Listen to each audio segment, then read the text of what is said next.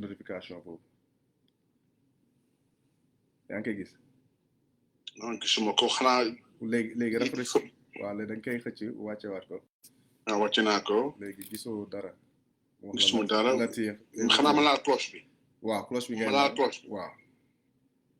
waaw. léegi gis nga ko. waaw mu ngi nii waaw. léegi ma laal ci vidéo bi. léegi boo bësee kii notification bi rek war nga dugg ci biir. ah waaw maa ngi nii de. ok léegi boo raccroché téléphone bi nga ma woowee est-ce que dinaa la dégg. attends je vais voir. Yeah. Ah le téléphone j'ai raccroché. raccroché nga téléphone bi nga ma doon woowee. waaw léegi maa ngi ci iPad bi maa ngi lay gis. mu ne live waaw léegi nag léegi ñu ngi live. ah ñu ngi live yaa ngi may gis. waaw léegi ñu ngi live waaw. ah bon. I know right léegi yaa ngi may gis yow ba. non maa lay gis. waaw kon baax la gars yi ñu ngi jégalu waa dañu amoon benn kii bu sew rek benn réglage bu ñu doon def ci. est-ce que yaa ngi may gis bu baax parce que man damaa lay gis. waaw maa lay gis waaw. ah bon léegi xaw ma. parce que.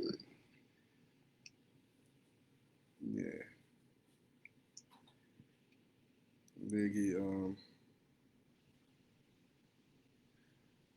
waaw léegi mun nañu oh yaa ngi may woo WhatsApp waaw léegi ça va. ah non man woo ma la de. ah waaw léegi ça va loolu sànq la woo. ok ok léegi léegi mun nañ go ahead léegi ñu start the live with comme nu ma ko waxee woon sànq ñu ngi doon pare pour inviter un grand monsieur il s'appelle Joseph il s'appelle Joseph moom mi ngi c'est un Sénégalais moom mooy le premier Sénégalais bu am full scholarship pour ñëw basket ci fii ci États-Unis North Carolina suma juumul. North Carolina A&T State University. There you go. So xaaral ma bàyyi leen rek moom mu présenté wu and then we're gonna go from there. All right, Joe. Bonsoir. Et puis vraiment je m'excuse. Amul problème. Pour les internautes. Amul problème. A été un peu laborieux. Amul problème. Mais comme ñuy wax ci wolof maa ngi jégalu. Non, amul problème. En anglais, I am very sorry for the delay. Amul benn problème. I take full responsibility. I'm showing my youthfulness now to the internaute. Amul benn problème non loolu day am sax non. Latir a été très patient. Si ça ne vous dérange pas, on va parler français, wolof, anglais. Hein, waaw lépp waaw lépp ñu wax parce que xam naa y a des jeunes qui sont là qui voudraient quand même qu'on parle wolof. Comme ça ñu xam ne comment dégg naa wolof, tu vois. Right. waaw en tout cas merci beaucoup. Comme disait Latir man maay Joe Lopez. Mon vrai nom c'est Joseph mais moi on m'appelle Joe. Oui, je suis arrivé aux États-Unis. Bon, ça fait longtemps. C'est dans les années 70, fin 70, à la Greensboro, North Carolina. Pendant que j'étais à North Carolina A&T State University. Et j'ai été... bon, on m'a dit par la NCAA que j'étais le premier Africain à évoluer en première division. Voilà, donc ça, c'était mon parcours. J'ai fait 4 ans d'université aux États-Unis. Après, je suis allé faire des études supérieures en économie agricole. Après, j'ai joint le corps diplomatique américain à travers le ministère de l'Agriculture, après au département de l'État, où j'ai passé presque 30 ans dans la diplomatie américaine, qui m'a amené dans beaucoup de pays dans le monde, où j'ai servi dans les ambassades américaines. J'ai servi en Afrique du Sud, où j'étais responsable de l'Afrique australe. Il y avait 8 pays, de l'Afrique australe, de l'Angola jusqu'au Mozambique, en passant par la Namibie, Botswana, Swaziland, qui est Eswatini aujourd'hui, Namibie. Voilà, après, j'ai fait la Côte d'Ivoire. Après, j'ai été affecté en Amérique latine, où j'ai passé presque 15 ans. Au Chili, en Argentine, au Mexique. Après, en 2017, j'ai pris ma retraite et je suis rentré au Sénégal. Je suis rentré au Sénégal pour gérer, à la demande d'Amadou Galofal, le Seed Project à Thiès, où je suis là depuis 2017-2018. Entre-temps, également, on a eu un contrat avec la NBA. On a créé la NBA Academy, dont aussi je suis le responsable administratif de cette organisation. Bon, ça arrive, hein, les enfants font partie de notre vie, donc il ne faut pas trop se déconcentrer. Ça peut pas être dans notre vie, donc je comprends. Donc aujourd'hui, je gère le site, mais avant de vraiment me lancer dans notre discussion là-dessus, et tous les internautes, moi j'ai une habitude. Je veux toujours parler, je prends 30 secondes de parler de l'histoire du basket sénégalais. Parce que parfois, nit yi dañuy fàtte que Sénégal dëkku basket la. waaw Sénégal dëkku basket la. te mënoo wax affaire basket Sénégal te waxoo nos grands qui ont joué en 68, qui ont gagné la première Coupe d'Afrique. Le Sénégal en 68, il y a une part, vous n'étiez pas encore né, et il y avait des grands basketteurs dont peut-être vous ignorez. Il y avait Claude Constantino, Claude Stagio, Mansour Diagne, il y avait Lamine Baye. Ils étaient entraînés, il y avait, je pense, Papa Malik Diop Dignata. Ils étaient entraînés par, pour moi, l'un des meilleurs entraîneurs sénégalais ou africains de tous les temps, Alioune Diop. Alioune Diop, comme on l'appelait. Ensuite, en 72, ici au Sénégal, il y a eu l'équipe qui a gagné le championnat d'Afrique. Et ça, c'est vraiment, à mon avis, si pas la meilleure équipe, l'équipe nationale sénégalaise, de tous les temps, ils font partie des meilleurs. Il y avait Abdourahmane Ndiaye Adidas, qui était jeune à l'époque, Pierre Sagna, il y avait Joe Djandi, il y avait Sylvestre Lopez, il y avait Boubacar Traoré qui est décédé, il y avait le grand chef, le grand Babacar Seck, le gaucher, excellent basketteur. Il y avait Babacar Diouf Gueye, il y avait Lamine Sène, je pense, il y avait Doudrey Camara, Cheikh Fall. Bon, pourquoi je fais ça? C'est pour donner aux jeunes une idée. Il y a eu des grands basketteurs qui ont foulé les parquets du Sénégal et mondiaux. Et je suis sûr que j'ai oublié certaines personnes, mais je m'en excuse. Parce que c'est un peu impromptu. Après, ça nous amène vite aux années 77. Et j'avais le plaisir d'en faire partie. J'ai fait partie de cette équipe nationale qui a gagné le 3e championnat d'Afrique pour le Sénégal. Avec les Pamoussa Touré, Pouy Faye, Srinder, Ibrahim Niang, Demtial Ibrahim Niang qui est décédé aux États-Unis. Il y avait moi, Alain Diagne, Demtial Alain Diagne qui est décédé. Il y avait Ambroise. Donc, on avait toute une pléthore de joueurs qui ont marqué l'histoire du Sénégal. Et malheureusement, tey dañ leen fàtte. Parce que léegi soo waxee basket rek, on parle des années 2000. Et avec tout le respect que j'ai pour ces jeunes, ils n'ont pas gagné un championnat d'Afrique.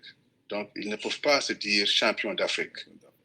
La liste, elle est pas grande. Hein. Il y a peut-être 40 personnes, 40 Sénégalais qui peuvent dire qu'ils sont champions d'Afrique de basket. Parce qu'il y en a qui en ont gagné 2 en Boknasi. Donc, comme tu dis,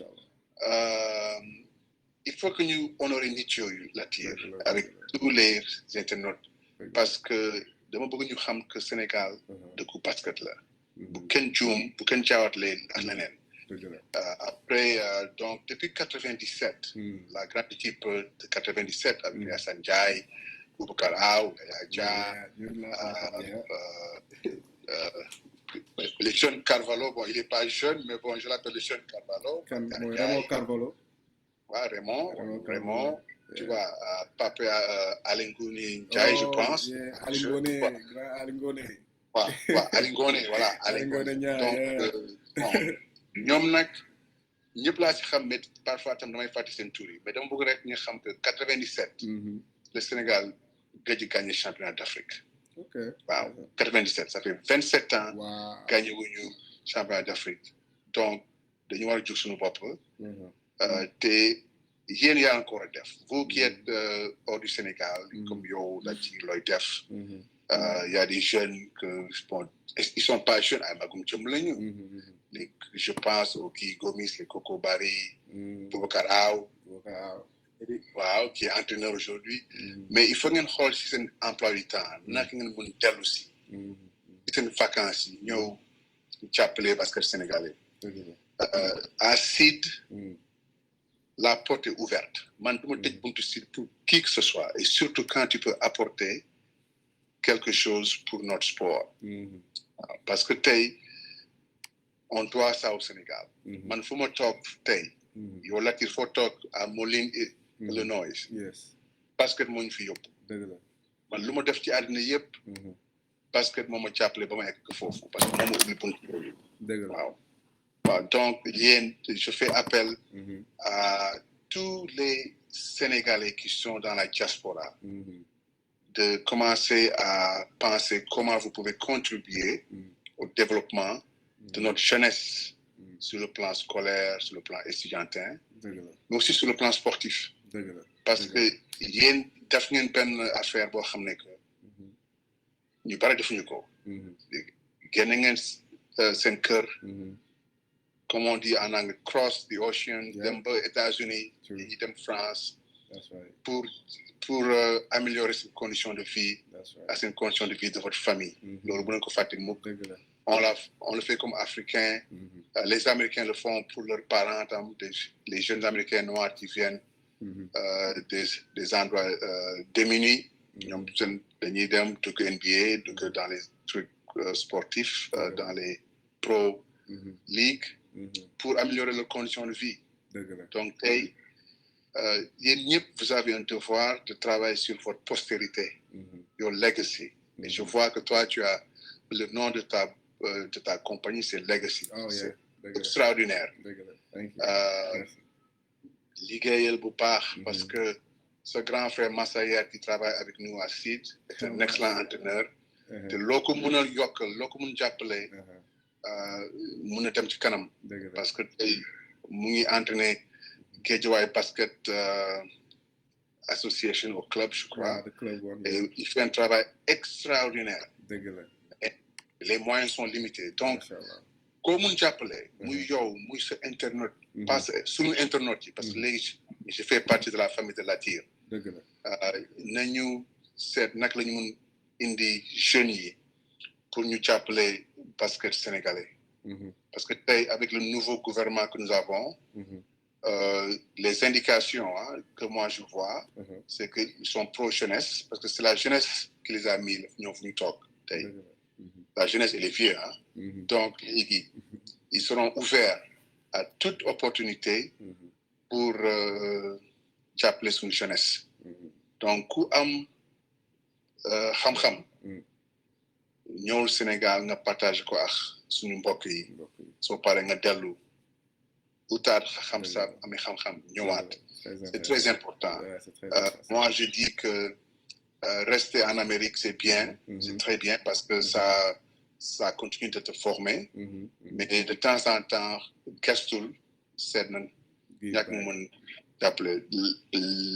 la dernière chose que je vais dire, c'est je vois le jeune Pape Koundoul, que je salue au passage.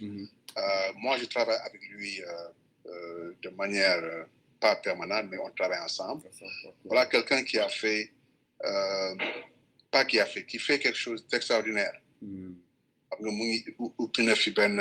Genre académie, nous appelons qui a fait équipement, a fait le basket, construction de terrain de basket. L'eau, c'est important.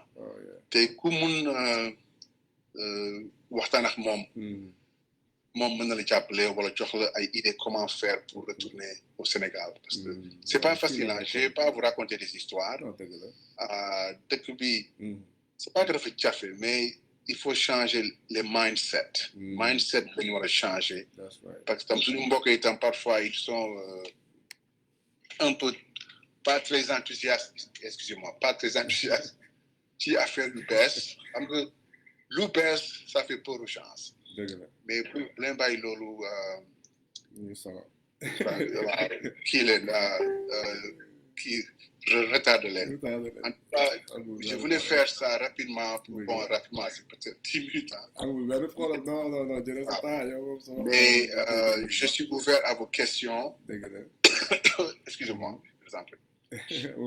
Parce que tey moom kontaan naa trop lii moom ça me fait du bien pour mon cœur, tu vois, parce que waxtaan ak yow et j'avoue que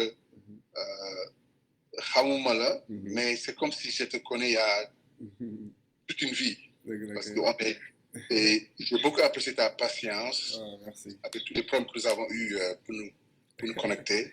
Mais c'est vraiment un plaisir et un honneur de faire partie de ton live. Merci beaucoup. Et j'espère que j'apporterai beaucoup à cette discussion. Donc, je vais m'arrêter là.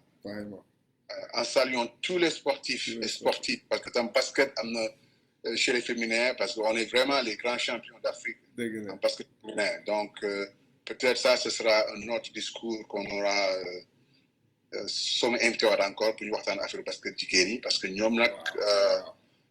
sont c'est le pays le plus titré au monde, le Sénégal. Donc, nous gagnons mon ça avec 12. Machallah, maa ngi taxaw fii di nuyu suñu internet yëpp encore une fois de plus di leen jégalu ci suñu retard. amul benn xolam ñoom dinañ comprendre bu baax non dinañ comprendre que des fois moom affaire internet moom dafay am ay jafe-jafe des fois am na ñu may laaj ku ma doon laaj mu ne ma lan nga xalaat ci boo jugee Sénégal en tant que élève ñëw États-Unis fii lan nga war a moytu ak fan nga war a teg sa tànk boo ci buggee génn parce que fii nii surtout instant yi ma nekk fii maa ngi gis ay boy yu bëri yu nekk high school and college ñoom dañuy nekk in trouble a lot léegi nag trouble yooyu noonu dafa commencé bëri fii parce que da ngay gis boy bu jugee woon Sénégal ñëw fii pour basket fi benn 1 mois 2 mois boo ko laajee léegi looy def mu ne la maa ngi ci leneen maa ngi jéem a liggéey maa ngi jéem a lii te doo xam lan mooy problème bi en fait parce que dafa mel ni tam dañuy jóge Sénégal wàcc suñu ànd ñëw fii pour yéeg àndu jàmbur loolu dafay xaw a métti. Bon maa ngi lay remercier ci question bi. Question bi dafa important. Parce que je dis toujours su may waxtaan ak xale ma ne leen doo leen américain. Vous êtes des Africains d'abord. Des Africains avec nos valeurs africaines, qui ne sont pas des valeurs américaines. Donc, soo jugee sa dëkk muy Sénégal muy feneen, toujours garde ça dans la tête. Quelle que soit situation boo nekk, n'oublie jamais foo jugee que yow Africain. Des Africains am na leen loo xam ne que ñun kenn yarawuñu noonu. Je ne dis pas que suñu yar moo gën ci àdduna parce que on a aussi des lacunes dans notre manière d'éduquer nos enfants. Mais mun nga intégrer la société américaine sans problème mais pour fàtte mukk sa valeur bul def lenn yoo xam ne que yow loolu du yow. Léegi l'autre problème qu'on a aujourd'hui partout dans le monde c'est que les gosses vont à l'aventure. Man je me rappelle dans le temps ñun quand on partait aux États-Unis, et je suis avec les Coco Barry. Pourquoi je mentionne Coco Barry? Parce que c'est un de mes jeunes frères. Mon frère n'a pas aux États-Unis, mon Guy Gomis. C'était structuré. On avait contact avec leurs entraîneurs, pas man, mais bon, notre entraîneur à l'époque, Mamadou Sow, et nos parents étaient involved dans ces transactions. On n'était pas à l'aventure, c'était très spécifique que de nous thèmes. Donc, man, le conseil moi, chercher des créneaux, des personnes qui ont vécu en Amérique, comme yo, xalé yi légui kan la wara woné l'attire.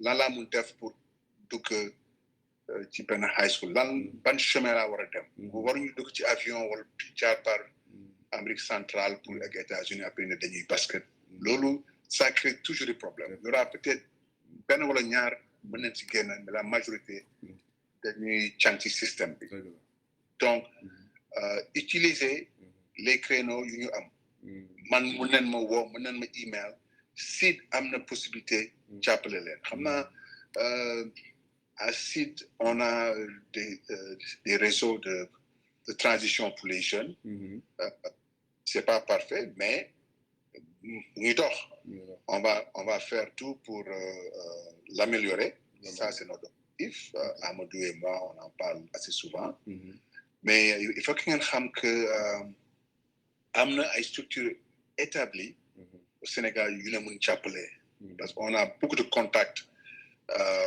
avec les high schools aux États-Unis du Mandrek du SID Pape Koundoul c'était un jeune bon quand je dis jeune pratiquement la mag mais doo xale mag mu comm donc je m'excuse si ça vous offense non mais you know xam nga rek su ma la màggee mun naa la wooy jeune waaw mais da ngeen di il faut que booy commencer booy ak xale yu jigéen yi commencer di poser question xam nga nag loolu mooy suñu éducation boo xam ne que man d'accord monsieur trop parce que ñun dañuy yar de telle sorte que du ñu engagé ak adulte waaw loolu mooy différence entre ñun ak xale américain ñoom dañuy poser question ba su bopp métti parce que yéen ñëpp am ngeen doomu américain soit ils vous le font maintenant wala yow la dégg naa sa doomu jooy tout à l'heure moom tam laaj ay question yu jeex mais il faut répondre donc daal suñu xale yi daal nañu utiliser réseau yi il y a beaucoup de jeunes qui sont en Amérique bien établis soo leen wooyee je suis sûr avec tout bon cœur dina leen jàppale ci seen orientation ok waaw loolu moom baax na si quoi parce que bëri na fi léegi ay jeunes yoo xamante ni dañ leen doon gis ñu nekk ci internet bi di poster seen basket nga jékki-jékki nga toog benn at déggatoo leen nga jéem a reach out to them laaj leen what's going on ñu wax la ni que ni léegi daal basket bi demeetul noonu dañu am probably dañu am doom léegi dañuy am lii dañuy ñëw fii dugg ci ay paar yi dugg ci ay lu ñu dugg xam nga di dox dugg teg sa tànk fooru teg coono am yooyu noonu xam nga rek li ñu war a xam tamit moo di ñu ñëw fii pour focus on ci jàng bi ak basket bi that's it leneen boo teg sa tànk da ngay andil sa bopp problème te bëri jot sax da lay andil problème waaw mais xam nga loola xam loo wax loo foofu tu as parlé tu as dit focus c'est focus moo dem yoonam dañu focus leneen parce que yow soo focusé ci entraînement ak si jàng lu la indi États-Unis waaw tant que amoo sa ndam sa résultat yóbbu ko waroo si génn waaw xam nga su la jàng indee fii ak basket au moins war nga am bachelor après war nga mun jouer ci benn université quelle que soit l'université nag première deuxième division peu importe ce qui importe mooy que nga am ce mindset ce goal et tu les atteins loolu soo ko defee yëpp dina daanu pour yow ça veut dire que di nga ne def naa lu mu war a def léegi mën nga dugg ci leneen comme je disais auparavant bu leen dugg ci affaire yoo xam ne que du seen culture xam y a une culture américaine qui n'est pas la nôtre et culture boobu baaxul pour ñun parce que on n'est pas habitué à ce genre de vie te waruñu def certaines choses yoo xam que booy américain dañ koy def te loolu du suñu àdduna et puis il faut rester soi-même bu leen bàyyi kenn influence leen parce que loolu moo tax xam nga dem États-Unis dafa metti parce que l'américain en général il est très fort mentalement te soo ñëwee États-Unis lu muy jëkk def mooy daf lay jéem a démoraliser en te disant que yow xamoo basket yow qu'est-ce que tu fais là yow mais tu es trop agressif bul def nii man je te donne une anecdote man ba mu ñëwee man basket musuma fii laa def suñu études primaire secondaire yëpp ba mu pare suñu études fii laa soog a dem États-Unis dem directement ci université man du jaaruma par ay junior college jaaruma par donc basket bu ma xam yëpp Sénégal la ko jàngee et moi je suis 6'6", 6'7", 2 mètres, 2,01 mais j'ai joué centre à l'université de North Carolina A&T parce que moi je savais jouer avec mon dos au panier parce que loolu laa jàng équipe nationale j'étais le pivot titulaire centre laa woon donc amul benn américain bu amoon sama âge qui pouvait jouer avec le dos au panier comme moi je pouvais le faire. Moo tax ma dégg North Carolina A&T j'ai fait partie de 50 ans parce que je pouvais jouer avec le dos au panier mais je suis resté moi-même je n'ai pas été influencé par qui que ce soit. Le gars yi ñëw ne non tu es trop physique tu es dur xam lan moi j'étais quand même assez physique quand je jouais ñu ne non suma coach ne ma pour bàyyi benn ces zouaves là jëm yàq sa basket parce que non parce que c'est psychologique dañ lay wax ay affaire si tu es faible mentalement gagné nañ ku la wax sa basket dafa dëgër ne ko va te faire voir quelque part d'autre je vais continuer à jouer à ma manière voilà ba entraîneur bi wax ma wala je laisse les arbitres gérer la situation mais bul bàyyi sa benn moroomu góor koo xam ne vous avez le même âge di la jëm influencer yow naka nga war a basket waaw dëgg la waaw dëgg la loolu moom leer na quoi loolu leer na so léegi ñu ne beneen question bi mooy Sid dafa nekk Sénégal léegi di dem ñu jékki-jékki dégg NBA Africa ou NBA Academy booy bi nekk NBA les deux NBA Africa et NBA Academy waaw léegi ñoom ñaar ñëpp léegi ñaar la ñett la wala like what is it like ñoom ñëpp like nu mu fa demee parce que ñi ngi wax man xam naa nu mu demee damay wax rek parce que ñii di ma laaj quoi waaw man xam naa nu mu demee quoi mais nit ñi dañ may laaj di ma wax lan moo tax Gallo ñëw créer Sid après créer NBA Africa ak NBA Academy like lan mooy léegi ñu ne ndax affaire yi ay niveau la Sid léegi nga war a commencer est-ce que booy léegi nekkuñu di xeeb Sid est-ce que booy bëgguñu ñëw rek dugg ay NBA Africa wala NBA Academy. Ça c'est une excellente question. Oui parce que bon le Sid pour moi c'est le commencement de tout. Parce que Sid moo jëkk a commencé après ñu indi NBA Academy. La NBA s'est inspirée du programme Sid. Ouais, sport études Sid moo ko commencé en 1998 après ñu 2002 ñu commencé à Thiès. Oui, donc ça c'est l'initiative d'Amadou Gallo, aujourd'hui le président de la BAL. Donc Sid mooy comme son nom le dit Sid c'est la graine en anglais yow ñëpp dégg en anglais Sid c'est la graine et c'est je dirais que c'est deux niveaux mais c'est pas des niveaux totalement boo xam ne que l'un est beaucoup plus élevé que l'autre. NBA Academy c'est financé par la NBA. Le Sid est financé par les levées de fonds qu'on fait. Je dirais bien sûr NBA dinañu jàppale tuuti sur le plan administratif, financièrement, ça c'est vrai. Mais le gros des moyens est mis à Saly. Mais on est des partenaires. Donc c'est-à-dire tey les gosses de Sid yoo xam ne que ñëw nañu Sid def 1 an 2 ans dem NBA Academy def 1 an après il y a une transition aux États-Unis je te donne un exemple Babacar Sané dont on parle Sid moo ko recruté te Babacar Sané mu ngi ni di pare dugg ci NBA draft waaw dina dugg ci NBA draft da léegi gars yi ñu ngi koy projeté pour mu génn au deuxième round early deuxième round peut-être mën na dem sax ba late first round mais kooku produit Sid il y a d'autres gosses qui sont partis de Sid dem NBA Academy NBA Academy moo ñu ëpp moyen dans le sens où ils ont xam nga ku la ëpp moyen ci basket en général moo lay ëpp opportunité de réussir mais nos gosses de Sid quand même sont pas déméritants parce que bien que NBA Academy moo leen mon ressources, mon ressources. Quand on fait des matchs, c'est des compétitions très, c'est chaud, hein? très dures. C'est chaud. Le niveau n'est pas élevé. Mais on a cette opportunité d'envoyer nos jeunes de site à la NBA Academy pour un petit moment de temps, pour pouvoir perfectionner leurs outils. Parce que, bon, NBA Academy, ils n'ont pas d'entraîneurs, et puis, bon, ils ont des entraîneurs qui ont une expérience différente des entraîneurs de site. Bien que les entraîneurs de site ont commencé à expérience Summer League, Samba Fall, moi, je suis entraîneur des garçons, il est toujours avec les gens de la NBA, dans Atlanta Hawks, Matan Boy, tu donnes Boston Celtics. Donc, il ngi bouger, hein? Mais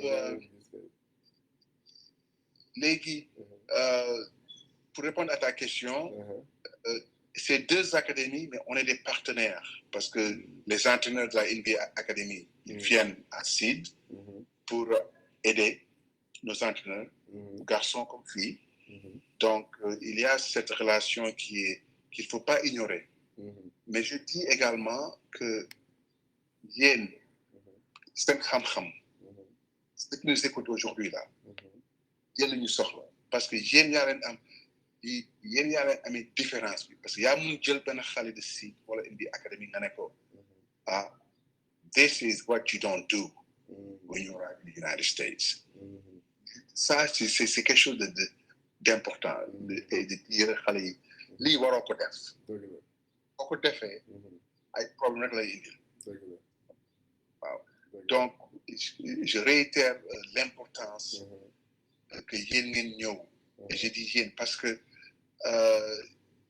il y a les jeunes de ce pays. Vous avez à peu près, vous êtes dans le même âge groupe que notre président et notre premier ministre. Bon, il y a peut-être des gens qui sont aux États-Unis, nos grands patrons dans ce pays. Mais je suis sûr que tu es dans l'âge beaucoup proche des leaders de ce pays. Et on attend beaucoup de vous. Moi, je dis, on attend beaucoup de vous parce que vous avez la clé de cette jeunesse. Parce que là, tu sors avec un gosse de 18 ans, il va se mettre beaucoup plus en marge, pas en marge, mais avec toi que man qui a plus de 60 ans. Comme le parce que tu as son langage.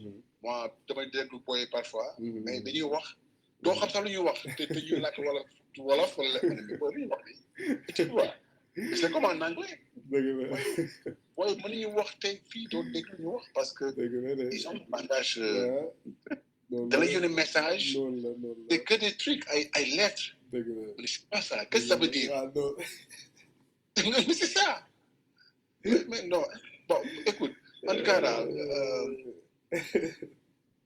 on dépend beaucoup de vous. NBA Academy ak site benn la du benn, c'est-à-dire qu'on a accès à toutes les ressources à Saly. Donc, ils ont accès à nos joueurs, à nos entraîneurs. Donc, on travaille dans une belle synergie qui nous permet d'avancer. Mais en tout cas, on est partenaire. Le site, la NBA et la NBA Academy est partenaire du site. Ça c'est le mot qu'il faut retenir. Donc, yo Sonio Dakar et tu vas aller parler aux jeunes à site. On va te le faciliter. Bon, si vous voulez un boy NBA Academy, la porte est ouverte pour toi. Tu n'as pas demandé la permission. On va te recevoir à bras ouverts pour parler à nos jeunes. Merci. Merci beaucoup. Merci beaucoup. Allô? Allô?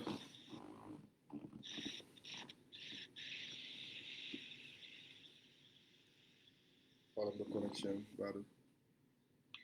Non, oh, ok, c'est bien. Merci, non, moi je suis là. J'avais fini mon intervention. Je t'attendais la prochaine question. Merci beaucoup. Non, je t'en prie. when we talk when we talk about giving back ak ñëw sa dëkk créer ay opportunité comme grand Amadou Gallo nu mu ko defee moom tam comme ñun nuñ fi ñëwee dafa ñëwoon basket dellu dëkkam après créer fa seed américain yi jàppale ko si bu baax ba li yëpp taxaw so ñun tamit ba ñu nekkee seed dañ doon look up to Amadou Gallo xam nga dañ doon wax waaw man grand bi lu ñuy defal nii moom ñun ñu ko fay quoi saa bu ñu waxee ak moom waaw bu ma waxee ak moom loolu rek la may wax mu ne ma well yéen daal lépp li ngeen war a def mooy boo leen demee États-Unis boo leen demee uti xam-xam jàngi sport whatever you guys ngeen am foofu bu leen fàtte ñibbi si seen réew and bu leen fàtte dimbali ñi ne seen ginnaaw moom Amadou loolu la ñu yàgg wax so man ba ma nekkee fii di xool naka laay jéem a toppee ci ginnaaw wala naka laay jéem a jàppale ñu ne sama ginnaaw yaa may dégg ok so léegi man nu ma doon defee ma ne man dama war a parce que jaar naa fa xam naa nu mu méttee gis naa ñaari différence yi xam naa ni foofu moo gën a métti fii trop bokkul sax it's not even the same so depuis daaw man loolu mi ngi woon sama xel bu yàgg mais depuis daaw la ñu toog ñu créer benn affaire boo xam ne comme ni nga ko waxee sànq mooy legacy so legacy ñi ngi ko commencé fii nii ñu dëkk it's a non-profit pour xale yi amul yenn opportunité yi pour jàng basket parce que fii nii man coach la en même temps damay coach ay boy high school am naa fi 5 équipes yu may coaché ay boy guerrier lañ sax boy yu baax ñu ngi tudd Swarm basketball fa laa nekk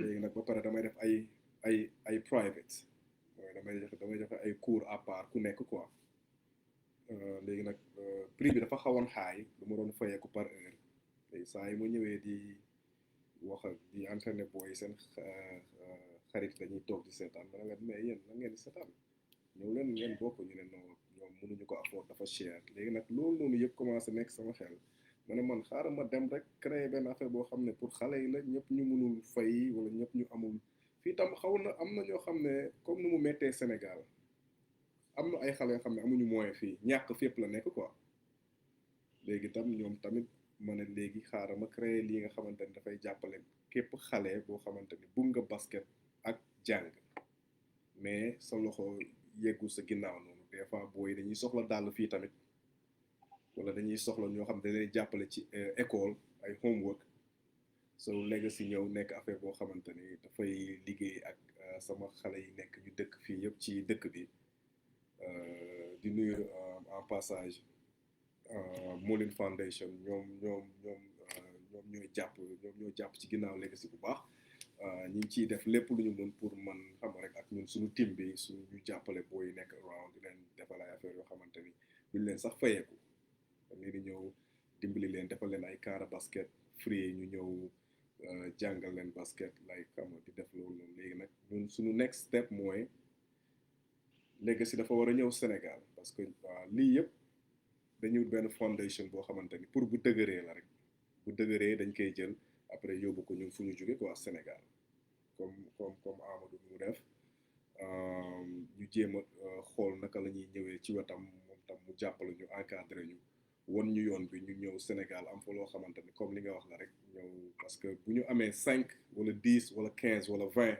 écoles yu mel ni SID wala NBA Africa wala NBA Academy loolu noonu booy dootuñu wax dara maa ngi lu ma koy waxee ba may wax maa ngi waxtaan ak Massaer di ko nuyu en passage sama frère bi so moom tamit il est quelqu'un boo xamante ni moom dafa actif na trop moom tam mi ngi ci legacy Massaer mi ngi ci legacy bu baax mi ngi ciy liggéey bu baax dañuy xaar le bon moment nga xam ne ñu ñëpp dañuy wàcc Sénégal wax booy ñi ngi fii kaay la ñu jàppale te legacy jéemul kase ci basket ak education dafa nekk di dooleel jigéen ñi dafa nekk di jàppale néew di doole yi dafa nar a nekk loo xamante ni dafay andi leer fu lëndëm wala andi ndox foo xamante ni dafa ñàkk ndox jàppale la daal legacy daal dafa nekk benn mouvement boo xamante ni basket ak éducation moo ko tënk mais branche yi bëri na trop mais loolu laa bëggoon sànni foofu ci di ci woo gars yëpp gars yi nekkoon siir ñu nekkoon ak man les portes sont ouvertes ñoom ñëpp mun nañ joindre sama organisation bi help yëpp laay jël nag xeebuma dara ku ñëw ne mun nga jàpp ci lii waaw ay ca bismillah ku bugg jóge fële andi beneen xel ñëw jàpp ci lii ay ca ñëw ñu dem parce que lépp dañuy delluwaat dëkk ba pour jàppale suñu booy parce que ñoom ñoo gën a soxla help te balaa ngaa laax jaay moom laax lekk quoi balaa ngaa laax jaay laax lekk waaw léegi nag loolu benn parenthèse loolu pour wax leen que ni xam nga ñi ngi ñëw xam nga nelawuñ quoi ñi ngi jéem a ñëwaat ni ñuy jàppale booy foofu. Non, ça me réjouit. Man xama joxal tam benn parenthèse. Bon, on parle Amadou. Si je commence à parler de Amadou, on va prendre 2 heures de temps, 3 heures de temps pour parler d'Amadou. Amadou moom lu mu def yàlla rek moo koy fay. Ok. Te la porte est grande et le gâteau est tellement immense que si direct mënul def lépp, c'est pas possible. Donc, mais le conseil que moi je peux donner à nos interlocuteurs, à nos internautes qui sont à notre écoute, moi que travailler avec les personnes qui ont une expérience. Parce que tey xam nga soo xëy SID, ñun am nañu expérience SID ak NBA Academy, ak Basketball Without Borders, Junior NBA, yooyu yëpp SID moo ko indi. Donc yow tey tu as parlé de non-profit. Déedéet. Tout doit être pour profit. Mais parce que yow sooy entraîner xale yi wala nga am ay entraîneurs, il faut que ñu am une source de revenus qui leur permettrait de vraiment venir davantage et taper sur ce qu'ils font. Parce que ñett ñooy les jàppale doo ko fay à la fin du mois, ça devient un peu boring et puis il y a pas d'enthousiasme. Donc, mais je sais que d'après ce que tu as dit, tu as des sponsors. Wow. Foofu nga war a liggéey am sponsor. Boo xam ne que mën na la jàppale.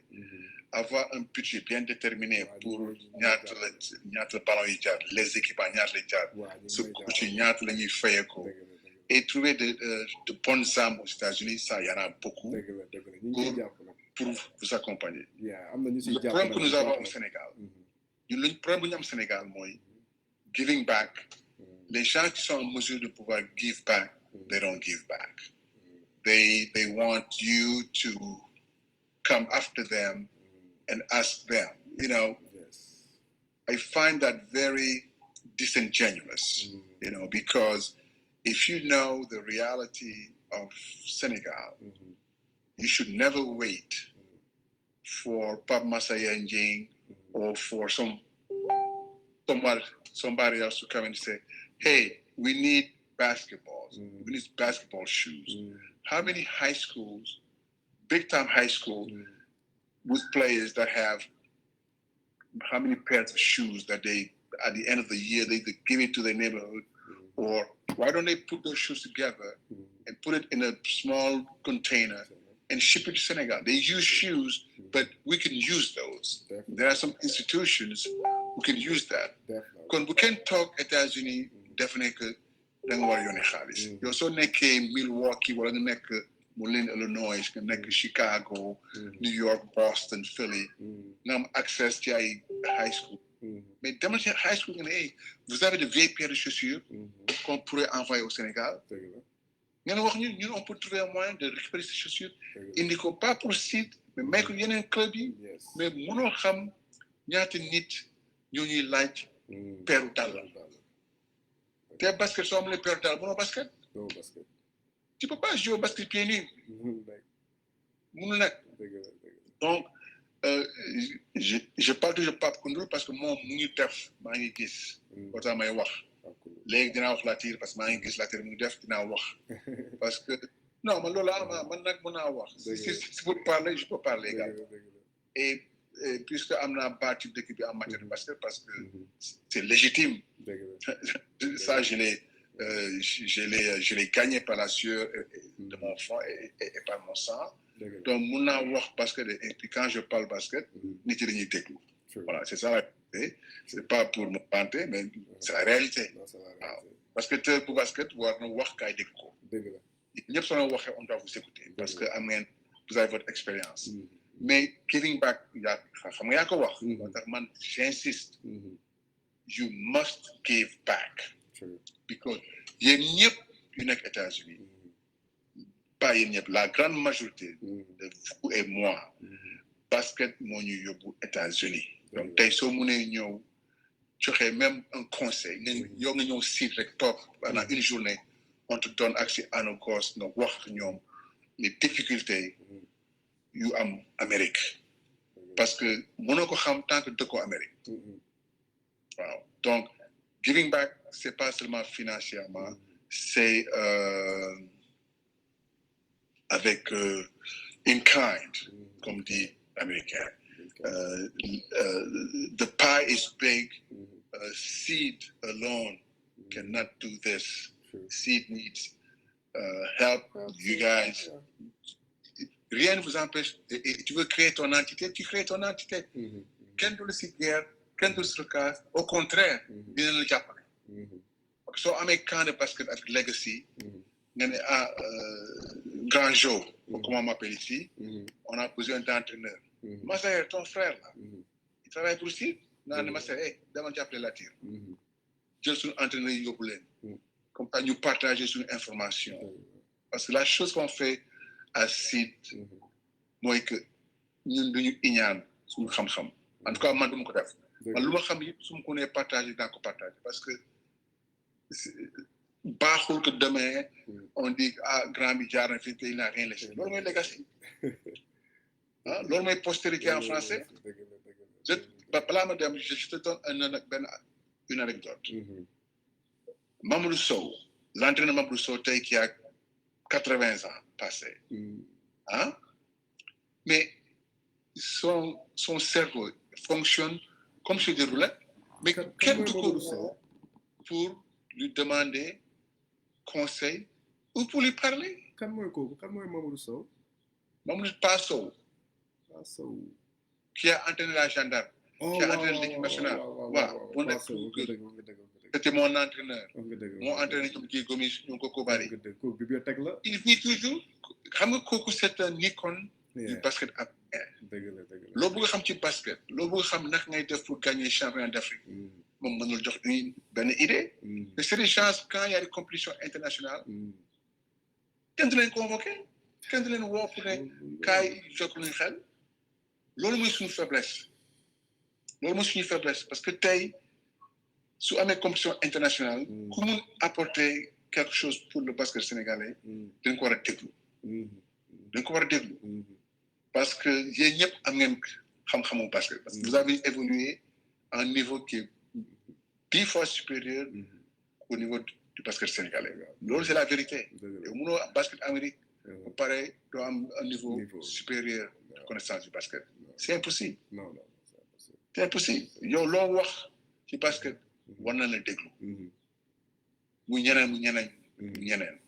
Donc, continue de your outreach to your fellow Senegalese, et même africains, parce que moi maintenant, je vais au-delà de nos frontières, hein, parce que à la NBA Academy, on a beaucoup de jeunes africains. Il y a 24 ou 25 gosses là-bas. Il y a peut-être 4 ou 5 Sénégalais. Et le reste, c'est les Nigérians, les Soudanais, les Angolais, et des Camerounais, des Maliens, des Burkinabés, je pense, des Égyptiens, des Marocains.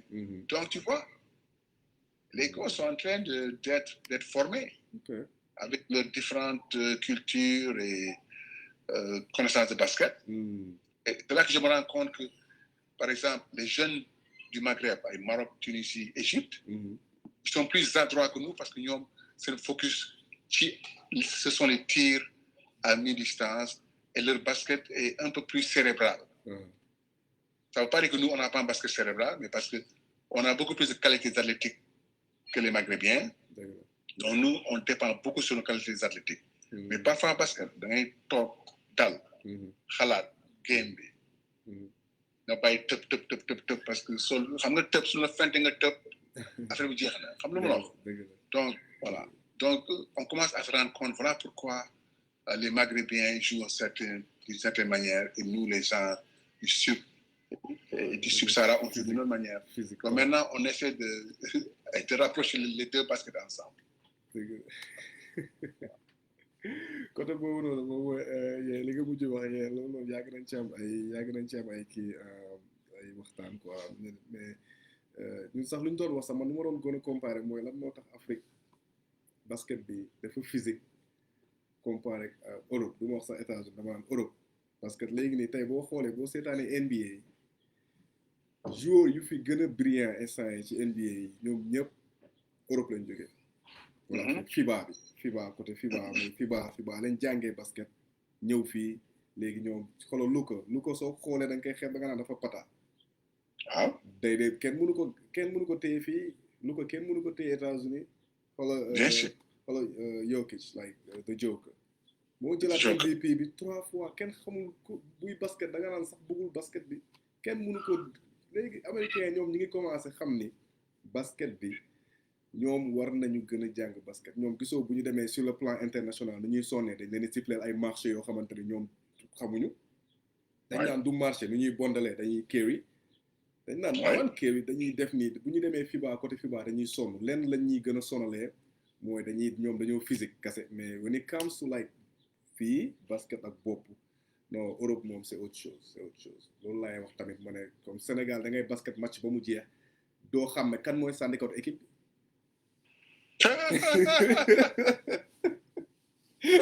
Là, tu me cloues le bec parce que tu as tellement raison. Il faut me retarder. Maintenant, tu sais, Solagé Massayer, il va te dire grand jour, il est très controversé. Man, ni Jamala, mais ni tout de là. Man, damay wax dëgg. Fu mu ko gisee. Parce que tey, le problème que nous avons, c'est au niveau des centenaires, de la formation de nos centenaires. waaw loolu mooy fu ñu wax ko très haut et très fort parce que pour nga joxe xam-xam il faut nga am xam-xam boobu le basket européen est un basket fondamental xam nga basket mooy lu gën a yomb tu prends le ballon tu tires pour tirer amit pour marquer il faut tirer waaw loolu moom dégg nga ko léegi c'est la même truc c'est un panier. L'objectif, c'est de pouvoir te débarrasser de ton adversaire ou bien de ton opponent, de marquer. Et comment tu le fais? C'est pas des dribbles, c'est pas des feintes, c'est pas des passes, et puis tu vas au panier. Et il faut nga mokk ko. Lu yàq suñu basket. mooy suñu jeunes yi fii dañuy gis les Steph Curry, les LeBron James. Une parenthèse, je ne pense pas qu'ils vont gagner la médaille olympique à Paris. Non, tu sais, LeBron James, il a presque 40 ans. Nous Los Angeles Lakers, final. Bon, moi, gagné. Tu as vu les Allemands jouer, tu as vu les Serbes. Les Serbes, l'année dernière, jouer sans de joker, rien de joueur. Hein? Nañu toog rek seetaan mais bon pour revenir à notre basket il faut qu'on retourne aux basics apprendre comment penser le jeu comment tirer et comme tu dis pour être un tireur il faut s'entraîner c'est pas nga ñëw entraînement nga tirer 20 shoots après nga def ko tirer un tireur yoo xam ne loolu dëgg États-Unis les gens qui m'entendent ils savent que les joueurs professionnels là ils tirent en moyenne à 500 à 1000 shots. Oh man. On a eu le plaisir de recevoir à Sid Corver. Corver qui est venu à Sid avec sa famille pour nous soutenir. Il a fait une démonstration de tir. Il a fait une petite salle sans échauffement. Nous tirer 3 fois pour chercher le repère. Nous moy. Après, nous ajuster lampe, distance. Il n'a pas raté une seule fois, il a tiré pendant presque 10 à 15 minutes. Reste le bagnole. Il est dans une place, un gars qui a une position. L'homme est tireur. Et Lolo, il a dit aux jeunes, entraînement, il n'y a pas de secret. vous avez vu Kobe Bryant naka la dem entraîné comme un maniaque. Oui. Pour être à un certain niveau, il faut quand même un certain degré d'insanité pour pouvoir atteindre ce niveau. Donc, formation de nos entraîneurs. Massayer, chaque fois, mon président, de mon beaucoup de thème. Tu vois, moi, il a compris. Mais les autres, dañuy doyle xam nga am na ay entraîneurs sénégalais dañuy def ne que ce sont les meilleurs.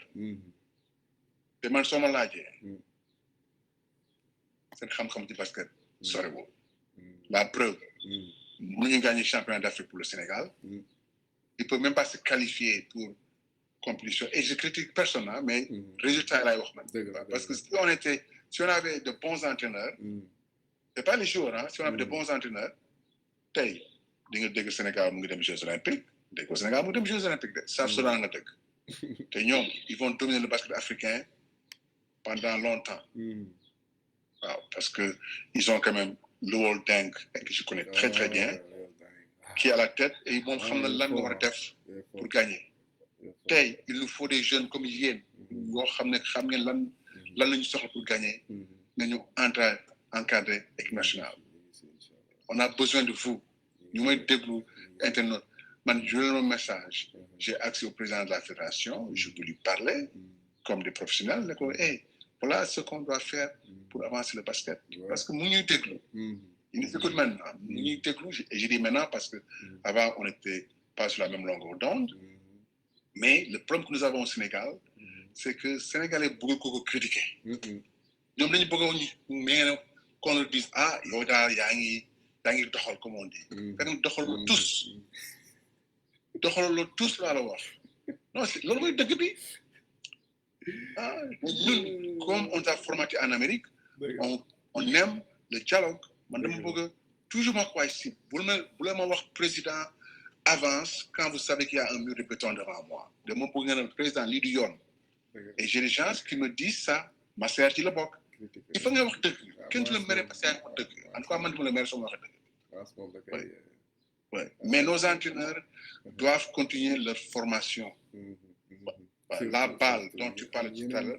yeneen idée quoi yeneen idée yoo xamante mais c'est important mais tam foog ñoom ñuy ñëw di xool c'est important foog ñuy ñëw di xool am ay stage yi war na gën a bëri comme xale yi booy yi ni ñuy ñëwee fii di jàngi léegi ñi ngi gën a ñëw macha allah léegi tam war nañu organiser yoo xamante ne ñoom tam bu xale yi di ñëw ñu am encore ay coach yu leen topp yoo xam dañuy ñëw dund ak équipe bi xool high school yi naka la ñuy entraîner jàng ak coach yi ñu xool ñoom rythme bi bu ñu demee dinañ xam ne ñun dañoo lazy boo ñëwee fii nga xool nu ñuy dundee basket boo demee Sénégal nga xool yow da nga naan yow fii basket liggéey la ak jàng fii dañ ciy teg seen bakken moyens yee ngi fi ak lépp xam nga dañoo pare rek ñoom dañu pare pour am dara ci basket bi da leen koy jaral lépp lu mu laaj dañ ciy dem ba mu jeex boo leen yeewee 6 heures du matin pare nañ 3 heures du matin dañuy jug 5 heures du matin dañuy jug dañuy entraîner 3 fois par jour ba pare dañuy dem jàngi dafa metti Sénégal da nga ne da ngay basket ok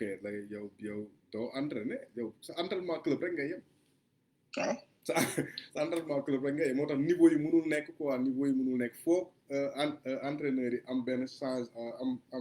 am benn changement d'idée boo xamante ni bu ñu ñëwee fii xool bu ñu delloo dina ne kon ñun dañu tegoon dañ doon liggéey naka te liggéeyuñ yokku leen lii dina metti commencement pour changement parce que loolu mooy changement yokku leen lii ku bugg dem fële booy nii la ñuy dundee lii ak lii nii la ñuy entraîner nii la ñuy def da ngeen war a tëddi da ngeen war a fonk jàng bi da ngeen war a def nii ku bugg dem États-Unis jiitalal jàng bi ba pare après nga jiital sport bi di leen wax ay réalités yu nekk fii noonu daal man laa yaakaar ni que loolu xëy na buñ ci jàppee di ci pousse dina dem daal ba affaire yi xëy na mu tane beneen question rek balaa ñu kii waaw léegi ñu ne dafa am ñu ma laaj ku ma laaj mu ne baal bi mi ngi ñëw Sénégal dem na Afrique sax laay wax xam nga thanks to Amadou Gallo Fall bi créé loolu yëpp tax ba loolu yëpp commencé dox ba léegi ñu ngi ci 4e année man participé woon naa ci première année bi quoi ba ñëwee fii ci combine bi New York ba ma ko xoolee xool Gallo ak idées yi laa ne lii grand bi dina ci am leneen quoi dina gën a rëy ba ma ñëwee foofu xool grand bi déglu ko xool initiative yi mu jël laa xam ne lii dina exploser quoi bu ci tegee pédale bi so léegi question yi ñu ne comme que baal bi ñëw na Afrique mi ngi Sénégal des fois day ñëw Sénégal day dem léegi gis nañ ni am na concurrence léegi ci championnat bi tuuti rek parce que équipe itam dañuy bëgg gagner championnat pour participer ci baal bi waaw léegi nag loolu bi ñu commencé am léegi gis nañ ni ñi ngi recruter tam ay gars yi jógee ay Europe wala États-Unis wala whatever pour ñëw bokk ci xaw a ci championnat bi pour rek participer ci bool bi léegi mi ngi am benn genre compétition loolu baax na mais léegi ñu ne est-ce que loolu du influencer basketball championnat Sénégal bi. Bon, Latir, la question elle est pertinente hein. Une question pertinente là. Merci. Excuse-moi, la balle quand elle a été créée. xam nga ñu bari xamuñu balle benn c'est bon NBA ngay gis mu jiite mais c'est un partenariat entre FIBA la Fédération internationale de basketball et la NBA ñoom ñoo décidé créer balle ensemble bon la NBA mooy gérer la partie basketball opération et tout ça mais ci biir Balbi, il y a des membres de la FIBA qui sont dans le conseil d'administration, qui ont aussi leur mot à dire dans la gestion de la balle. Bon, mais je voulais faire cet éclaircissement parce que parfois, nous avons fait que FIBA parce que les règles de la balle sont les règles de la FIBA. Parce que FIBA, moi, lui, basket international, FIBA m'a géré. NBA, ils ont des règles en Amérique, mais hors de l'Amérique, c'est plus la NBA. La NBA ne régit qu'à l'intérieur des États-Unis. Hors des États-Unis, NBA amu fa. C'est pas direct la NBA. Donc, règle FIBA là. Bon, léegi, vis-à-vis des championnats locaux, la balle, l'intention de la balle, c'était de renforcer les championnats locaux. Parce que dans chaque équipe de la balle, sur les 12 joueurs, il y a 8 joueurs locaux, 8 qui doivent compétir dans le championnat national, et il y a 4 étrangers. Et ces 4 étrangers, les deux étrangers doivent être du continent africain, c'est-à-dire AS Douanes. On peut recruter un Nigérian, on peut recruter un Malien. Les 2 autres peuvent être américains, européens ou asiatiques. Ils peuvent être non-africains. Il y a des gars. Et ces 4 étrangers, dont 2 du continent africain et 2 hors du continent africain. On me parle. Bon, on croyait que so indé lolu que les Américains et les autres nationalités, avec leur méthode de travail, avec leur discipline, mën nañu jàppale sunu équipe yi pour renforcer, pour améliorer le niveau de nos joueurs. Bon, malheureusement aujourd'hui, moi et ça c'est moi qui parle, ça c'est pas du NBA, man may wax. Je reviens encore au niveau de nos entraîneurs qui ne sont pas à la hauteur de nos joueurs.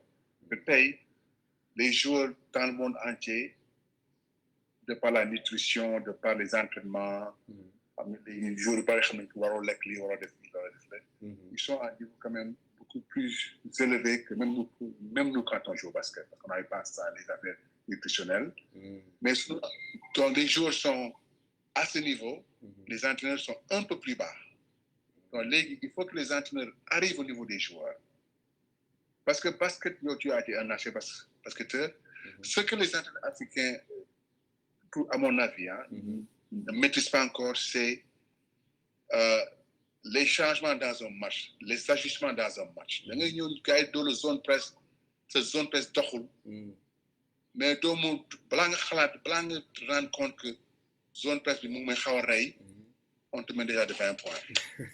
La force des entraîneurs européens, américains, et même quand je dis français, parce que peut-être, mais moi, je suis très bon ami avec Aimé Toupane, parce qu'on a joué ensemble en équipe nationale et aussi à la Jeanne d'Arc. Et bien, moi, on parle beaucoup de basket. Et on parle toujours des ajustements d'une minute à l'autre. Dans la zone presse, moitié terrain, les joueurs se perdent. Les entraîneurs se perdent. Donc, les joueurs, il faut des rentes pour figure out que, oh wow, this is zone press. Tu as des assistants qui ont des zone press là, ligne def. Tu vois, yeah, it's sad. Donc aujourd'hui, je pense vraiment que la balle fait un travail extraordinaire parce qu'il faut assister au match de la balle et pour voir l'engouement, l'atmosphère joyeuse, le niveau du basket. Et il faut dire que les étrangers qui sont dans les équipes sont plus ou moins les meilleurs joueurs. Légui, on a un devoir d'amener nos joueurs locaux au niveau de ces joueurs en s'entraînant avec eux. Yo, man, les autres qui ont évolué aux États-Unis, ce qui ont fait la force, c'est qu'ils ont joué avec les Américains, ils ont commencé à adopter leur méthode de jeu. Comment ils se disent que c'est des êtres humains comme nous, d'arriver du basket. Et c'est ça. Donc, c'était ça l'intention de la balle, pour rehausser le niveau du basket. Mais moi, mais moi, j'aimerais aussi voir au moment où les joueurs étrangers restent dans les pays et compétissent dans le championnat local. Parce que du mois de mars au mois de mai, moi, il balle chaque année. Donc, à partir du mois de février, après la combine de janvier, les étrangers rejoignent leur club. Et sous balle au mois de mai, et les championnats locaux se retrouvent avec les mêmes joueurs locaux. Voilà. Mais on doit trouver un moyen de garder ces joueurs étrangers dans le championnat local. Ça demande des ressources parce qu'il faut les payer, parce que c'est des jeunes qui demandent de l'argent au niveau de leurs compétences. Pour la tu le mérites, on doit te payer. Parce que le basket, c'est un métier. C'est un métier. Voilà. Mais en tout cas, c'est pas parfait, mais les Gallos sont en train de penser comment améliorer la situation. Mais pour l'instant, moi, sur mon avis, la balle est quelque chose de très d'extraordinaire pour le continent africain, parce que quand tu vois, on a reçu le président de la République du Sénégal la semaine dernière au stade. Il est venu avec le président du Rwanda. Quand tu as deux présidents qui viennent dans un match de basket, ça veut dire qu'il y a de l'intérêt dans ce sport. Voilà. Donc, le monde. Et puis, tu sais, un monsieur comme Amadou, qui est aussi mon jeune frère comme vous, hein, il m'appelle grand comme vous, il est réceptif à ce genre de suggestions, mais aussi l'encourager. Moi, je dis, hein, l'envoyer un message, hey, grand galop, félicitations. Ça va faire quelque chose pour lui. Ça, parce que, tu sais, il est seul dans cette île. Et c'est pas facile, hein. Parce que moi, je travaille avec lui, donc je le connais très bien. Mais c'est pas facile, hein. C'est pas facile pour lui. Et puis, il fait de son mieux pour l'instant. Et puis, avec vos encouragements, je crois qu'il va écouter. Et puis, Gallo est très accessible. C'est plus facile de joindre Amadou Gallo, président de la BAL, que de joindre Joe Lopez, président de CIF. Parce que quelqu'un peut me joindre. Bon. Oui, Gallo, il prend, d'abord, il faut avoir mon numéro. Et deuxièmement, si je ne te connais pas, je ne prends pas ton numéro. Ça, je le dis en live, en internet. Non, parce que tu ne sais pas ce qui va se passer. Balle, même yéen, vous pouvez apporter quelque chose à la balle. Parce que une structure comme ça a besoin de gens de votre expertise et qui donnent des idées. Parce que vous ne critiquez, mais si vous critiquez, il faut amener une solution avec. Moi, toujours, je me chamaille avec ici au Sénégal, c'est que gars yi dañuy ñëw critiquer président li man ko d'accord c'est bien. Quelle est ta solution? Mun a am solution man kon bàyyi critique. Ah non, si tu vas me dire que je ne fous rien, d'accord. Maintenant, donne-moi une solution. Lan laa war a def. Ça, moi, je vais m'améliorer. Ñoo di critiquer pour critiquer. Loolu moom baaxul. Apporter des solutions dans vos critiques. Ok? Waaw. Waxtaan bi neex na gudd na tam de. C'est bon. On peut pas jusqu'à demain. Mais tes internautes là doivent aller manger. Non, yow moom da ngay ñëw yow moom da nga war a di ñëw chaque weer moom da nga war a ñëw ñu wax. Chaque weer da nga war a ñëw xoolal soo ma wooyee. Kii man dinaa ñëw. man ñu ma xam nañ que je suis ouvert d'esprit comme ça man amoo problème. peut-être ma wolof bi moo leer trop mais carrément maa ngi déglu de. waaw baax la ko franchement moom ma ne ñu ngi apprécier jot bi bu baax. xam nga mënoon nga ne dama busy affaire yi fii nu mu demee noonu xam nga président parce que nekk président Sid rek dafa nekk président ma ne nekk Sid rek en tant que joueur rek dafa metti ça compte moi rek nga nekk président au Sid xam nga ba ma woowee xam nga wax la expliquer la idée yi xam nga jàpp nga si bu baax xam nga vous avez été patient tamit sànq ba ñu amee problème technique boobu noonu xam nga waxtaan bi tamit xam nga neexoon na trop mais am na benn dernière question rek. yow sa question yi neex na de. benn dernière encore vas-y. non benn dernière question rek te question mooy comme par exemple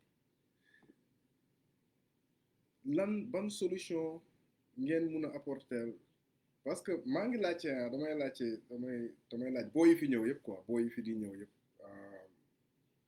dañu soxla koo xamante ni je parle côté du ma wax benn organisation du ma wax benn mooy fii la ñu jóge quoi du ma wax loolu quoi balaa ñuy teg ne leneen la mais boo yu bëri yu may gis fii ñuy ñëw su may waxtaan ak ñoom commencement bi 1 mois 2 mois 3 mois ça va mais après ça va pas parce que dañuy feel like dañ leen fi andi abandonné leen dañ leen fi andi seetaan leen wala am na ñoo xam ne bu ñu nekkee ci problème rek boo leen woowee ne leen non woowal diw dañuy wax diw maa ngi koy woo jëlu sama téléphone diw léegi suma daf maa bloqué diw daf maa léegi fii boo yu bëri man I feel like ñoom su may wax ak ñoom benn wax bi lañ may wax dañ maa andi ba fii ma blessé faale tuñ ma léegi xamatuma lu may def maa ngi fii di taxawaalu wala maa ngi fii awma lu may def lan laa nar a def ci vacances yi sama yi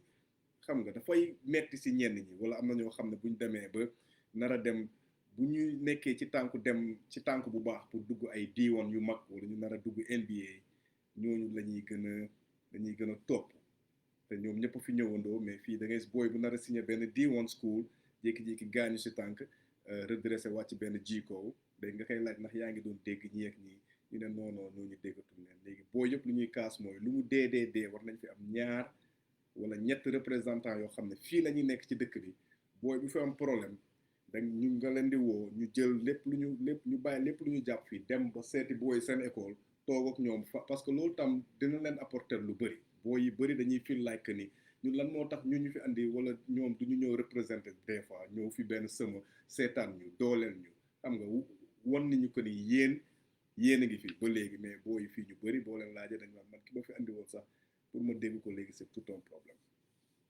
so war nañ fi am lu mu dee 2 ñeent ba 10 15 20 représentants yoo xam ne ci dëkk bi la ñuy nekk dëkk fi ku leen soxla booy bu nekk problème ñu bàyyi lépp lu ñu dëkk dem ak ñoom def fa bu dee 2 jours sax ñu ñibbi si waat booy daal soxla nañ loolu bu baax nag mais nag xaw ma nag loolu lan mooy problème bi ak solution bi fu mu nekk. Bon d'abord c'est vraiment déplorable looy wax c'est pas normal man du fu nekk di joxe ay excuses parce que dégg naa ko et ça m'a pas beaucoup plu et en effet oui loolu am na bon il faut que comme chaque organisation qu'on s'améliore le plus vite possible parce que loo wax dafa am solo si on avait des responsables même pas mais qui viennent de SID, mais des anciens de SID qui sont aux États-Unis, mais en anglais, on dit deputize, ou qu'on responsabilise sur ça, maintenant nous gérer la situation et nous rendre compte. Donc ça, c'est quelque chose que je vais aborder avec le staff dès la semaine prochaine, parce que dès qu'on a plus d'une fois, et je vais saisir les gens qui sont responsables pour les transitions de ces jeunes, garçons comme filles, hein, parce que je ne veux pas que lii nekk seulement pour les garçons, mais xam naa am na ñu bari yu jóge si tey yu am ay problème. jigéen ñi la ëppee lu ma lay wax nii si jigéen ñi la ëppee te jigéen ñi xam nga ñoo gën a sensible ñoom pour ñu dëng ñoo fi jël beneen yoon sax dafa metti ndeysaan léegi ñoom dañuy ragal man maa ngi dégganteeg ñoom nag mais man tamit mënuma ci lu bëri xam nga xaw leen conseil dalal leen laa ci mën bu fekkoon sax tey dañ maa dénk benn affaire sas benn boo xamante ni sax comme par exemple Gallo su ma waxoon wala yow wala keneen léegi yow yaay chargé lii wala Brian léegi mi ngi Sénégal wala man wala ku mu nekk fii ci waa SID ñoom ñëpp a ngi fi ay Doudou Gueye yi gars yi bëri nañ fi ñoom kan ñoom su ma limee damay jum fii en plus sure boo leen fi dajale woon jël fi ñaari booy ba ñett ñu représenté ñu fi nekk fii ñëpp nga xam dañuy am seen contact dañuy am seen lépp mouvement bu ñu def dañ koy xam dañ koy yëg problème bu ñu am ñoom dañuy dugg plaine wala ñu jël train wala ñu dawal dem fekk foofu wax ak coach yi wala xam nga booster leen tuuti a little bit en plus show boo leen fi laajee ay booy mën ngeen commencer par benn wala ñaar. bon xam nga man maay président si te mun naa jël ce genre de décision là kon du coup devant tous les internautes dinaa jox autorité boobu après dinaa la yónnee benn message officiel pour que na nekk un point de contact pour certains de nos jours parce que puisque tu m'as dit que yaa ngi ak contact ñoom et toi tu pourras me contacter directement waaw parce que am sama numéro waaw mën nga ma yónnee message ne ma Joe président loo ma bëgg a woo man ça me dérange pas nga ne ma bon lii moo xew comme ça moi je pourrais prendre des mesures vis-à-vis de ça s'il faut envoyer des ressources vers toi pour essayer de t'accompagner on va trouver un moyen de le faire ça c'est xam nga man comme yow ay am nañu doom on est des pères de famille te doo bëgg a am sa doom ñu dénk la sa doom après mais nga dénk sa doom kenn après ñu koy abandonné bon je dis pas peut-être pas abandonné parce que moi j'aime pas ce mot là mais di ko sewal c'est anormal anormal c'est injuste et à la limite bon c'est pas immoral mais en tout cas je suis pas d'accord avec ce genre de comportement donc je dirais simplement que on va faire mieux parce que li dégg naa ko c'est pas la première fois que dégg naa ko ça fait quand même des années mais léegi yaa ngi koy wax d'une manière assez vociferous comme on dit en anglais and forceful je crois que c'est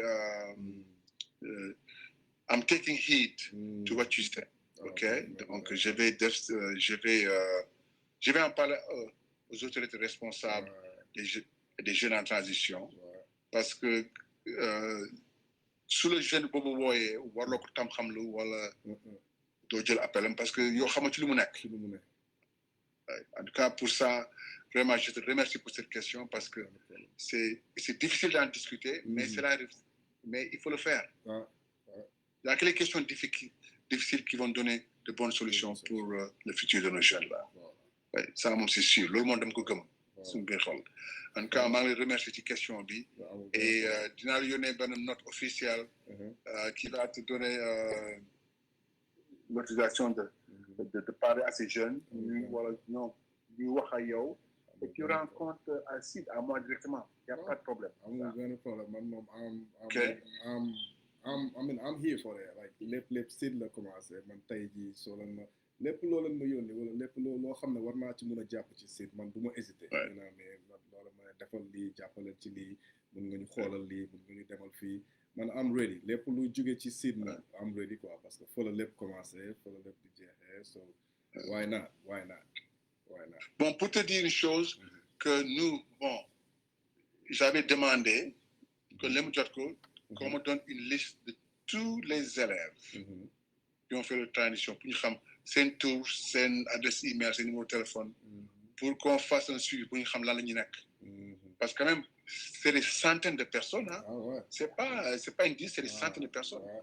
donc on est en train de travailler sur cette liste et je vais leur demander de le faire beaucoup plus rapidement parce que je crois qu'elle est presque prête comme ça on va essayer de les contacter personnellement wax leen ok ci loo nekk foo nekk qu'est-ce que tu fais parce que c'est bien aussi d'avoir une idée de ce que font nos anciens pensionnaires parce que quand même on est une organisation qui a plus de 20 ans et on doit pouvoir avoir ce genre de données c'est important man dagguma la man damay toog fii maanaam xoolal idée ma ne xoolal lu ñu li gis nga ñu fi nekk ñëpp ñun nekkatuñ fi comme li nga wax ñun ay plus de 100 lañ fi léegi imagine ñun ñu amoon fi benn groupe bu dëgër boo xam ne chaque summer camp dañuy dem fekki benn comme man ma nekk Illinois fii ñu ne ok sama bii di ñëw dinañ jël ubbi nañ buntu pour ut 20 jours yoo xam ne dañuy ñëw Illinois léegi dañ fay def weekend boo xamante ni dañuy sargal Seed dañuy ñëw ànd ak ay Nike wane ñun Seed lañ jugee def affaire boo xam ne dafay culturel wane ni ñun Seed lañ jugee def ay tournoi fii xam nga saafante ak ay gars yi def ay fundraising ci affaire parce que dafa mel ni xawoon nañ ko commencé benn yoon ñaari yoon New York mais après mujjul yegg mais yooyu noonu baax na parce que léegi bëri nañ fi. Oui. bëri nañ fi de. Non, c'est une excellente idée. Latif. Je te dis, loolu moom il faut ñu def ko même été bi. Parce que c'est facile de faire des fundraising aux États-Unis. Et man soo leen defee par exemple benn événement bu mag quelque part aux États-Unis mun naa dugg ci avion ñëw participer. Moi, je viens aux États-Unis très très souvent. Donc, on dugg aux États-Unis c'est pas un problème. Donc, je peux venir à tout moment pour vous supporter. Donc, c'est pas un problème. Et c'est une excellente idée que tu as dit. On va le formaliser avec toi. Comme ça, yow soo ñu waxee rek ñu déglu la.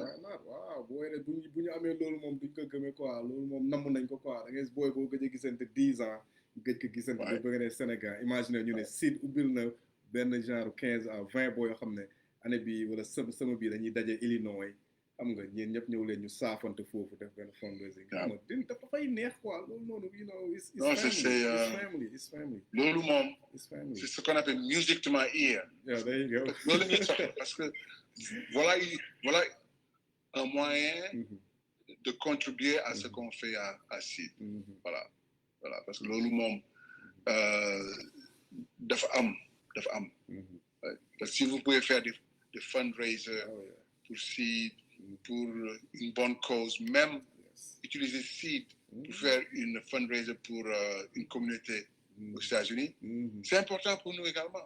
Et que Seed was able to contribute to this neighborhood parce que on est une ONG internationale qui est basée à New York. Parce que nous, on n'est pas Seed, c'est un truc international. Voilà. On paye nos impôts aux États-Unis et tout ça. Donc, on est. Donc, si on peut contribuer localement à travers vos personnes, mais pourquoi pas ne pas le faire? Moi, je trouve ça que c'est une excellente idée. Je suis sûr que, parce que Internet, les gens auront l'opportunité de réécouter ça. Et moi, si j'ai un lien, je l'enverrai à des gens pour nous développer sous notre entretien. Parce qu'on ne parle rien dans le secret ou dans le vide. Tout ce qu'on parle, c'est réel. Et demain, tu peux m'interpeller, président, on avait dit ça. Et tu vois, les tout est in real time. Oh, yeah. It's real time. On wax ci ay médias yu mel nii. te kenn du la vaar comme on dit au Sénégal. lay vaar. da lay vaar ma ne da lay vaar. waaye vaar bu gaaw sax. non c'est trop malade da lay vaar ah. xaaral rek waaw vaar dina ñëw de. non man Amadou Gallo boo ko gisee ne ko moom tam foo mu ñëw ci live bi. Amadou Gallo dina ñëw toog de dina ñëw toog. Le président yaa ko waxoon de. ah ngi nii. ah oui moom c'est sérieux moom bis moom c'est sérieux. ah ouais. En tout cas, ce fut un plaisir. Vraiment. Merci beaucoup. Latir man tey kontaan naa trop parce que Philippe. am na ñu bare. dama ñu dégg ci ay messenger affaire yooyu. mais xam naa que dinañu gis suñu discussion bi. et ils vont se dire que grand Joe toujours mu ñuy xalaat parce que man ku ma tuddul sa tur xawma la mais su ma la xamee dinaa la tudde parce que tu as fait partie des gens qui ont œuvré pour le basket sénégalais. xam nga œuvrer pour le basket sénégalais ne veut pas dire que tu as été champion d'Afrique. Ça c'est autre chose. mais yéen vous avez œuvré pour le basket parce que yóbbu na leen foofu vous avez développé une vie man c'est une fierté ma lay gis yaa ngi sa kër Illinois dégg naa sànq sa doom bu jigéen je crois des cases c'est comme ça mais j'ai mes autres jeunes frères comme les Guy Gomis et les Kokou Bari ñoom ñu ngi bool New York dans la côte est Matam ils font de très bonnes choses dans la vie tout ça c'est une fierté pour moi parce que ñooñu c'est des gens qui m'ont vu jouer peut-être je les ai inspirés un peu te tey loolu mun fay mooy lu ñu def ak seen àddina c'est ça yow tey man comme je dis man musuma la bon xaw ma la woon ce grand frère là xam parce qu'on travaille ensemble mais comme si je te connais ça fait des décennies et je suis fier et content de toi et surtout ce que tu fais avec ton live show là ça c'est extraordinaire da nga continuer dem ndam man su ma mën a jàppale naa la jàppale soo ma woowee dinaa ñëwaat waxaat comme ça gars yi mais gars yi muy wax rek baal ma tam de dinaa la wooye dinaa la ñu woo nga ñëw toog ak bii quoi yaa galo lay toog yaa galo yéenay toog kon boobu il faudra ay 3 heures temps man ak suñu toogee dañu wax ay 2 heures 3 heures donc je crois que waaw boobu ce serait quand même un plaisir immense Gallo c'est mon jeune frère c'est mon ami déggal na ma déggal naa ko on s'entend bien maa ngi koy continuer di ko ñaanal pour mu continuer di yóbbu bal mais fu bal war a dem et de continuer d'œuvrer pour la jeunesse africaine parce que tey comme je dis du Sénégal rek c'est la jeunesse africaine le continent africain est un continent jeune et on a besoin de jeunes gens comme vous pour venir pour nous aider à amener le pays là où il doit aller parce que lu am Afrique depuis 60 ans doy na léegi dañuy defaat leneen pour mun def les prochaines 60 années et des années productives pour le peuple africain et le peuple sénégalais en particulier. Vraiment. Monsieur le Président, merci merci si jot bi merci si yëg-yëg bi merci waxtaan bi su ma sañoon moom dinañ waxtaan ay hours mais yoon moom du yem ci benn man yoon du yem ci benn te incha allah dinañ keep in touch moom for sure ideas dinañ wax ñu xool naka la ñuy gën a développer du ñu waxtaan si sànq sinon rek ñu dem VAR and tey ma tey moom oh là là merci moom merci beaucoup ma sayal moom mooy jëkkër bu VAR moom donc grand frère la il faut ma ñëw VAR moom c'est sûr masala merci waaw ma bàyyi la nga tàggatoo nga mot la fin après ñu kii d'accord bon écoute le mot de clôture c'est tous derrière toi avec ton œuvre qui est vraiment bénéfique pour notre jeunesse tu as mon support tu as le support de Sid je continuerai de prier pour que loo bëgg a am yëpp ci àddina am si ndam